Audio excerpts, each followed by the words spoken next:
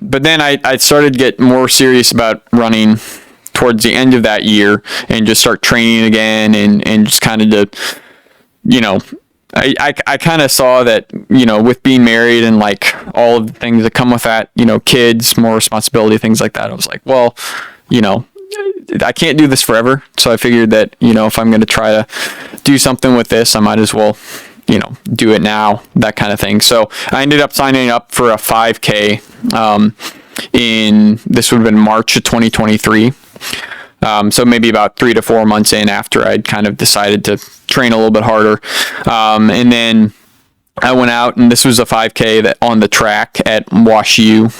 One of the things that's interesting about running is, you know, with a sport like baseball, you couldn't just like enter into a baseball game and just be like, hey, I'm here, and then just show up on this team. You know, you got to be like, what's my number? Yeah, you got to be like in that organization, you know, whatever governing body it is, you know, whether it's the minors, majors, you know, whatever. But running, it's kind of like, you know, you can enter into races like unattached is what they call. So this was actually a college race, and I entered in unattached, meaning I wasn't associated with the university.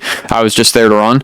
And so I did that, and then I ended up running like my personal best in that 5K at that meet, which was like 14:36. Which was only a few seconds faster than college, but I was like, oh, that was cool. You know, I only trained, you know, for like 3-4 months.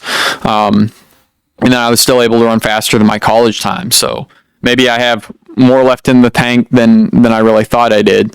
So then at that point, after I ran that personal best in the 5K, I was kind of like, well, you know, what's like the one thing I haven't done in my running career? So I kind of thought about it. You know, I'd done a half marathon, run collegiately, 10K, 5K, 8K, all the different distances. So I was like, well, the one thing I really haven't done is marathon. So I was like, okay, I'm gonna try to go for a marathon, but I didn't want to just like finish the marathon. You know, a lot of people just do a marathon just to like complete the distance, but I figured because I had enough of a running background to where, you know, just completing the distance for me wouldn't have been as much of like an accomplishment as maybe someone who had less of a running background. So I was like, I really want to go for it and just kind of see what I can do. So, I would say probably around April or May, again, after I'd run that 5K, I decided, you know what, I'm going to really go for this and see if I can run the Olympic trials qualifying standard in the marathon, which what that means is basically I was shooting for 2 hours and 18 minutes in the marathon, which if I ran that time, that would allow me to get into the U.S. Olympic trials marathon, which is February of 2024. So that was kind of my goal during that period.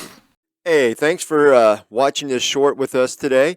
And if you like it, check out our full episodes on our channel and website. We'll put those in the links below. And as always, Scott, like and subscribe, or subscribe and then like, whatever order you want, really. Whatever order you like. Yeah. Thanks.